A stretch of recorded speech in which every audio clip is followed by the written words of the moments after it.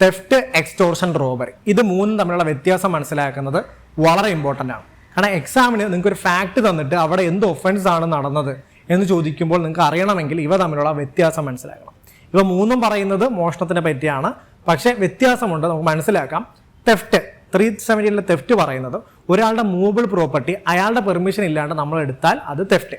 അത് ഒരാളുടെ പേഴ്സ്, മാല, അയാളുടെ വണ്ടിയൊക്കെ അടിച്ചുകൊണ്ട് പോകുന്നത് തെഫ്റ്റാണ്. ഇനി എക്സ്റ്റോർഷനിലേക്ക് വന്നു കഴിഞ്ഞാൽ നമ്മളൊരാളെ പേടിപ്പിച്ച് പ്രോപ്പർട്ടി കരസ്ഥമാക്കുന്നു എന്നുള്ളതാണ് എക്സ്റ്റോർഷൻ എന്ന് പറയുന്നത്. അപ്പോൾ ഇവിടുത്തെ പ്രത്യേകത നമുക്കൊരാളുടെ നിന്ന് മൂവബിൾ പ്രോപ്പർട്ടിയും ഇമ്മൂവബിൾ പ്രോപ്പർട്ടിയും വാങ്ങാം. അയാളുടെ വീടും എഴുതി വാങ്ങാം, അയാളുടെ നിന്ന് പൈസയും വാങ്ങാം എന്നുള്ളത്. അപ്പോൾ ഇവിടെ രണ്ടും നടക്കും.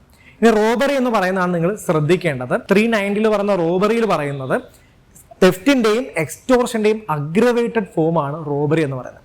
ഒരാളെ മോഷ്ടിക്കുമ്പോൾ അയാൾക്ക് 2 ഇടി കൊടുത്തിട്ട് നമ്മൾ മോഷ്ടിച്ചു കഴിഞ്ഞാൽ അത് റോബറിയാണ്. Theft plus violence is equal to robbery.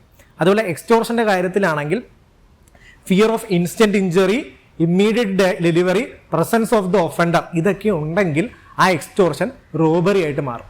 ഒരു കുട്ടിയുടെ കഴുത്തിൽ കത്തി വെച്ചിട്ട് അച്ഛനോട് പൈസ ചോദിച്ചു കഴിഞ്ഞാൽ അത് റോബറിയാണ്, എക്സ്റ്റോർഷൻ ആയിട്ടല്ല വരുന്നത്. ഇത് ഡീറ്റെയിൽ ആയിട്ട് പഠിക്കണമെങ്കിൽ ഞങ്ങളുടെ 10 ഡേ ക്രാഷ് കോഴ്സിലേക്ക് നിങ്ങൾ ജോയിൻ ചെയ്യുക. നമ്മൾ ഡീറ്റെയിൽ ആയിട്ട് പല ഒഫൻസുകളും കാര്യങ്ങളും നിങ്ങളെ പഠിപ്പിച്ചു തരുന്നതായിരിക്കും.